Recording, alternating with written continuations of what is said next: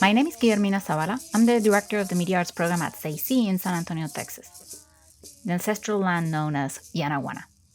I attended this year's Teaching Artists Guild conference, Our Shared Future. Many voices and many stories resonated with me from the sessions I heard. This audio piece focuses on two main aspects of the conference: community and social justice curriculum. You'll hear excerpts from two sessions: Teaching Artist Stories and Making Meaning with Dr. Jamaica Osorio. Both panels were moderated by Miko Lee, who is a member of the National Advisory Committee of the Teaching Artists Guild.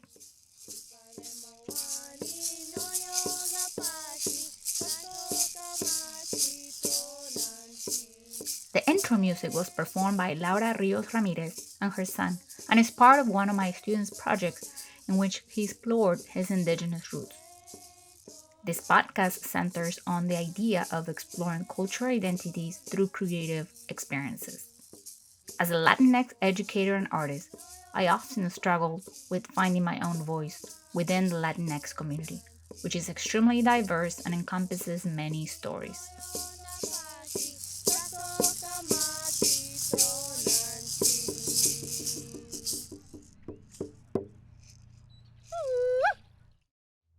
Miko Lee opens up the first session by sharing a personal story. Hello, you all. I feel like I'm telling a bunch of origin stories, but I just wanted to share this one because one, these are some of my favorite artist people. They're going to introduce themselves because I couldn't do justice to saying how brilliant they are. But I just want to say that each of these people, we have had independent, individual conversations during the course of the pandemic about stories and our stories as teaching artists and how important they are and why is it important for us to share who we are with the students that we have in the community. And one of the things that I shared with some of them was when one of my daughters was in middle school. She was on a full scholarship at a private all-girls school. In 7th grade, they were studying feudal Japan. As many of you know, that's part of the curriculum. And the teacher came into the classroom. This was a school that was focused on multiple intelligence theory, focused on arts-based work. And the teacher came into the classroom dressed in a kimono. She was a white woman. She came in dressed in a kimono and had a bald, like sumo wrestler cap that was on her head, and addressed the class with an accent. And my daughter came home and shared this story with me, and we were quite disturbed by this, especially I have a background teaching traditional classical Japanese dance. And this is a school that really encourages parents to be involved. But nobody reached out to me, nobody asked. And so this brought up a really powerful conversation at that school when I said, what's the story here? How did this happen? And that teacher said, we really wanted to engage the students. That was important to us. I would love each of the brilliant panelists to introduce themselves. I'm going to call on you and just say your name, your region where you're from, and a little bit about your art form. I'm Amalia Ortiz. I'm living in San Antonio, Texas. I work for an organization called SACI, which is a year-round after-school arts organization. My primary focus is theater, spoken word, creative writing, and honoring youth voice, which is the main mission of our organization. I feel very much like a facilitator of youth art, lots of conversations with the youth and what they want to create, and then helping them to create those projects. My name is Tamar Anderson. I am a performing artist out of Philadelphia, PA. Perform a lot, I should say, along the eastern seaboard and across about different areas. I am also the curator of the BIPOC database and resource guide. I also have a production company called Gumbo Lab, which is a virtual platform, theatrical platform for Black females, trans women, and femme solo artists. And I'm also one of the founding members of Black Lives Matter at School Steering Committee, where it's a national organization that has been around since 2017. I'm Brittany Boyd Bullock from Memphis, Tennessee. I'm a visual artist and program director for the Memphis Music Initiative. My work is steeped in how do we maintain and create right relationships with young people from an anti-adultist model and framework. As an artist, I work with fiber, and I'm a mixed media artist.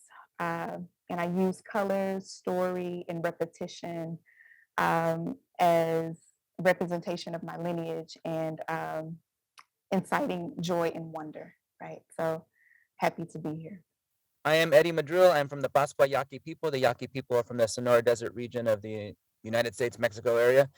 But I'm here over in the Bay Area, and my art form, I guess, if that's what you want to call it, is the tradition of doing American Indian dance.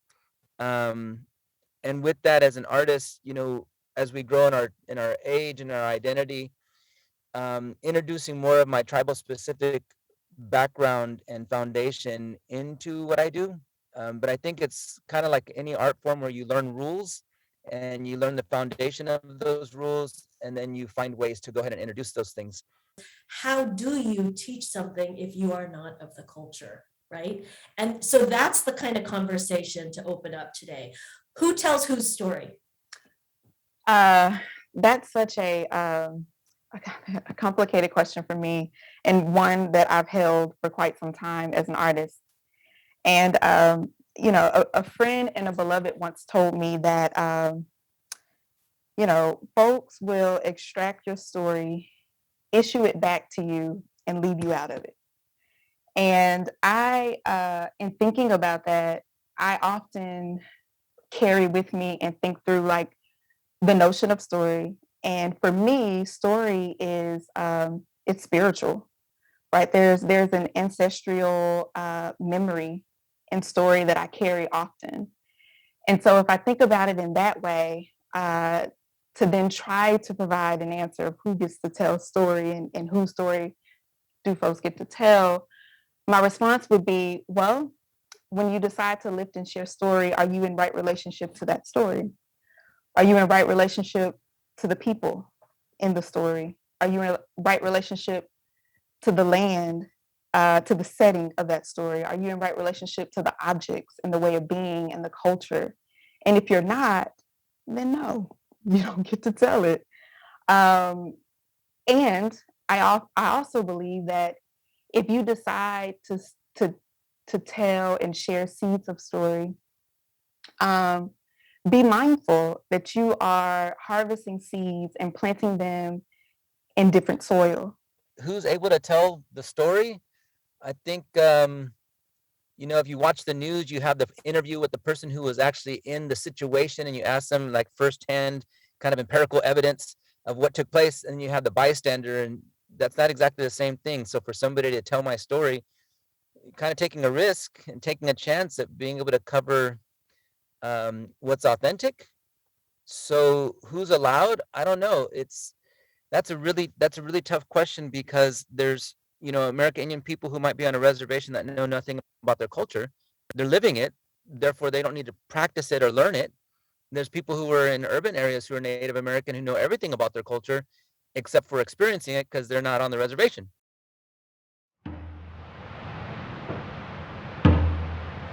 Without any local prehistoric reference, we must assume that our Creator created Mother Earth and Father Sky.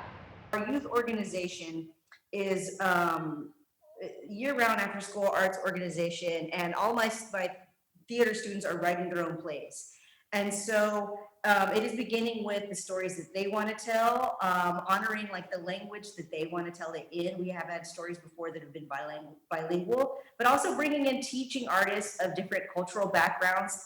I'm thinking of another example of where our students created a show called Napaco, which was a retelling of the history of the river, the San Antonio River, as told on the White Shaman panel. And so we worked with like a white shaman panel expert who came in and did lectures on the panel and learning about the mythology of not only that cave painting, but the local river and geography. In the time of the cold, the dark, the deep, and the wet, Mother Earth removed her head from her body and created the moon.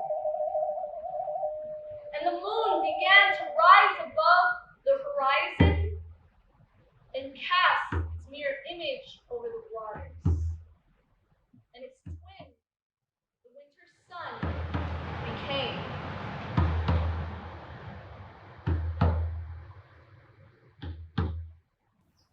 That was an excerpt from Napaco, a multimedia performance by the Seisi Teatro Alas group.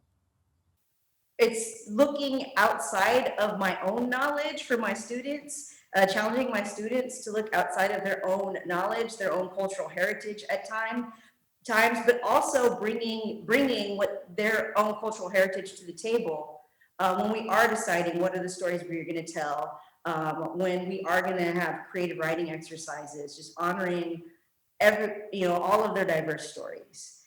Thank you for that. Tamara, who can tell whose story? It's such a powerful question because, so as somebody, I feel like I'm constantly on the thread of this with adult artists and also working with teaching artists in schools and working with teachers in schools, right? So that's where my life intersects, right? So I train K through 12 educators, and one of the places where I feel like I'm always the intervention is when I bring up culturally relevant pedagogy. So it's not, so the school itself, like I feel like the schools as an institution and art organizations as an institution are solely focused on a white gaze. How funding comes through, how they view you as an artist, how they even sell what you're going to do to kids, for kids. And I say to kids because I feel like it's done to kids. That was an accident when I said that. But I also feel like right now we're in a space where people are trying to check off boxes. And I'm very concerned about the checking off of boxes because then that means that you're not investing holistically in the adults in the space, truly understanding what it means to give over and hand over and understand culturally relevant pedagogy or culturally relevant teaching or identity. What does that mean in the classroom? It also means we're not building these radical relationships in the classroom and amongst each other to really get to know where our kids are with the community that surrounds them, so that it can, we not only can get away with the gaze, but we can also kind of circumvent what the funders want sometimes, right? And still get the money in places where it pays for amazing things to happen, right? Like I'm always concerned when DEI resources are mentioned and they don't mention race or gender or white supremacy. They're just like, we're just gonna talk about this. And so if you're not talking about those things, then you're also not challenging who should tell the story. At a different session with Dr. Jamaica Osorio, who is an assistant professor of Indigenous and Native Hawaiian politics at the University of Hawaii and a 3-time national poetry champion, moderator Miko Lee poses the same question regarding cultural identities. Who tells whose story, and who is it okay for, whose it's not? How do we navigate that? That's a great question. And I think, the historical context is really important here, right? So in Hawaii, up until almost the 90s, nearly everything written and published in an academic arena about Hawaii was done by foreigners. And not only was it done by foreign haole, white men in particular, it was done by white men who refused to learn the language and actually read sources in Hawaiian. So they were reproducing their own assumptions about Hawaii. They were reproducing generations of foreign Western assumptions about Hawaii's history, and that became this self-replicating canon. That has been since disrupted by a few generations of very powerful, troublemaking Hawaiian activists and scholars. But it leads to this really really important moment in understanding who has the kuleana, we might say, the authority, the responsibility, and the privilege to tell our stories, and how to do that in a meaningful way. For me, like anything else, as an educator, it is my job to expose my students to different stories, different histories, different ideas, and different perspectives, but it is not my job to speak for those ideas, stories, and perspectives. And the hope is that we cultivate a classroom where students feel really safe to step forward and say, kumu, teacher, professor, this doesn't really land well with me. Can I share why, what we're talking about, or how we're talking about something makes me uncomfortable? And to me, that's the center of what it means to be, that's when I feel like I've actually succeeded, when students correct me, when students push back. And it's what happens after that I think will define us as educators, how we respond. How do you decolonize your teaching artistry, your practice as an educator? In Hawaii, the word to teach is the same word to learn, a'o. There is no way to use the word without it being reciprocal, meaning you cannot teach without learning, and you cannot learn without teaching. And so as a Hawaiian educator, I know when I step into any classroom, whether that's like a traditional classroom, or I don't know, we're out in some field telling stories, or we're at the foot of a mountain trying to block desecration, I need to step into that space with the humility to understand that I'm coming to learn. The discipline of Mo'olelo teaches us that there is room for multiple truths. And in fact, multiple truths make us powerful. And many of our students have been educated, many of my young undergraduate students have been educated to think of history as a single line, as a single story. And anything outside of that story causes conflict, causes tension in a way that isn't productive for them. And so we do a lot of unlearning of that in my classroom to make room for all of the stories that come with them, and all of the stories that I'm bringing into that space, and understanding that we don't actually always have to reconcile these things, that two differing things can actually be true at the same time. And again, that can come to be a little more uncomfortable in the time that we're living in, where there is a lot of misinformation being fed to everyone around us. And so making that distinction between misinformation and like the truth that our students walk into the classroom with, and how to cultivate that truth, those truths, so that they can continue to be open to learning, and they can continue to be open to teaching those of us who are around them, including their teachers. This poem was written as a way to honor what it means to stand in the sacred. And I wanted to share it with you folks today because to me, it speaks to the way that we can have cross-cultural conversations rooted not in a sense of flattening difference, but actually rooted in our own understandings of the sacred and respect. And so I'd like to share it with you folks today. It's called Call to Prayer. If I have faith, it is only because I know what it means to stand at the foot of a mountain, my whole body a prayer, the whole island a monument, and to see the center shining through the mist. I still see her before me, even from hundreds of miles away, anytime I have the strength to look to the horizon. If I have courage, it is only because I have watched our story remake itself in my generation. I have seen an island born from pole, from a whisper in the quietest parts of ourselves here, a promise that we refuse to forget or forsake, that this place is ours, only so much as this place is us. And I have held it in my hands, the birthing of worlds, pole turned light, turned puko'a, turned slime, turned gods in a time of mere men. I have watched the call of the intrepid summon Manaya Kalani every morning in the hands of our kua'ana, Maui, fishing us one by one from the dark sea of this forgetting. If I have devotion, It is only because I have traveled into the bosom of our gods. I have crossed the Pico from Wakea to Wakea and sailed upon the dark and shining road of Kane deep into the realm of our ancestors. And I have returned with the knowledge that to lay in the puli of our kupuna is to commit yourself to the prayer of memory, to cast your eyes upon Kue Hailani and to pull her shimmering body from the skin of the sea. If I have anger, it is only because I know the stories of our loss. Ki'i burnt to ash, stones and ko'a removed, now the foundations of billionaire estates. I am aware that nearly everywhere we walk, we are trampling upon the bones of my ancestors. I know the mo'olelo of the hundreds of thousands dead and dying. I have seen the signs of the separating sicknesses born again like Haumea in every Hawaiian generation. I know the names of the thieves, the crooks in finely sewn suits praying to their capital as they pillage and loot our holy cities, leaving us with nothing but a whisper of what we once believed.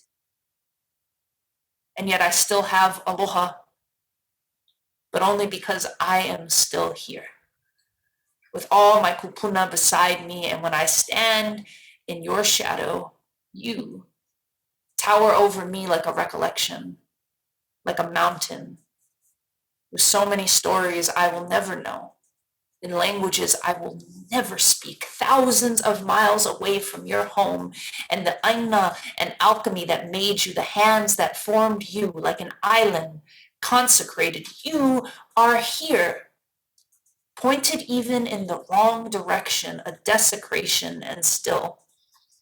Your kaumaha is not foreign to me. You feel more family than stranger, and in your magnificent shadow, I hear our calls to prayer. This was a collection of soundbites from our shared future, the 2022 Teaching Artists Guild Conference. I'm Guillermina Zabala, Media Arts Director and Teaching Artist at SACI. Special thanks to the conference organizers, the panelists, and all the amazing teaching artists who attended the conference.